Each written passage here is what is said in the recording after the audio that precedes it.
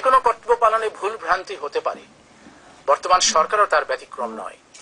কিন্তু একটা কথা আমি বলতে পারি, সরকারের সদিচ্ছা ও আন্তরিকতার কোনো অভাব নেই। ডক্টর ফখরুদ্দিন আহমেদ ছিলেন বাংলাদেশের তত্ত্বাবধায়ক সরকারের সময়কার এক গুরুত্বপূর্ণ ও আলোচিত ব্যক্তি। তিনি টানা 2 বছর অনেক কঠোরভাবে দেশ চালিয়েছিলেন। তখন অনেক প্রতিপক্ষও একসাথে শান্ত ছিলেন। সেই সময় আওয়ামী লীগের শেখ হাসিনা ও বিএনপির খালেদা জিয়াকে একসাথে জেলে রাখা হয়েছিল। এমনকি তারা একসাথে 2 ঈদও জেলে কাটিয়েছিলেন। ডক্টর ফখরুদ্দিন শুধু এই 2 নেত্রীকে নয়, আরো অনেক দুর্নীতিবাজ রাজনীতিবিদ ও কর্মকর্তার বিরুদ্ধেও ব্যবস্থা নিয়েছিলেন। তবে শুরুতে এই পদে তাকে বসানোর কোনো পরিকল্পনা ছিল না। রাষ্ট্রপতি ইয়াজউদ্দিন আহমেদ শুরুতে নিজেই তত্ত্বাবধায়ক সরকারের প্রধান হন, কিন্তু পরে সেই সরকার ভেঙে যায়। তখন একটি নতুন সরকারের খোঁজ শুরু হয়। প্রথমে নোবেল বিজয়ী ডক্টর ইউনূসকে প্রস্তাব দেওয়া হয়, কিন্তু তিনি রাজি হননি। তখন ডক্টর ফখরুদ্দিন আহমেদ দায়িত্ব নেন।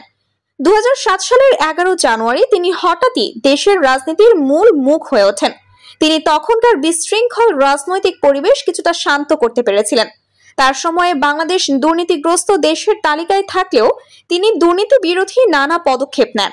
প্রায় 160 জন রাজনীতিক ও কর্মকর্তার বিরুদ্ধে মামলা হয়। অনেকেই দেশ ছেড়ে পালিয়ে যান। এই রাজনৈতিক পরিবর্তন 1-11 নামে পরিচিত। অনেকে বলেন ডক্টর ফখরুদ্দিনের পেছনে মূল নেতৃত্বে ছিলেন সেনাপ্রধান মঈন ও আহমেদ। অনেকে বলেন ডক্টর ফখরুদ্দিনের পেছনে মূল নেতৃত্বে ছিলেন সেনাপ্রধান মঈনুদ্দিন আহমেদ। মানুষ আশা করেছিল দ্রুত নির্বাচন হবে, কিন্তু সরকার রাজনীতিকদের বাইরে রাখার চেষ্টা করে, যাকে বলা হয় -2 ফর্মুলা। 2007 সালের 16 জুলাই শেখ হাসিনাকে গ্রেফতার করা হয়, কোনো পরোয়ানা ছাড়াই। তেমনি 23 সেপ্টেম্বর খালেদা জিয়াকেও ভোরে গ্রেফতার করা হয় এবং জেলে পাঠানো হয়। এই 2 নেত্রীকে একই সেলে রাখার কারণে মানুষের কৌতূহল আরো বেড়ে যায়। তিনি ঢাকা বিশ্ববিদ্যালয় থেকে অর্থনীতিতে মাস্টার্স করেন।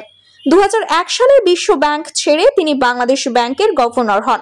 পরে পল্লী কর্ম সহায়ক ফাউন্ডেশনেও কাজ করেন।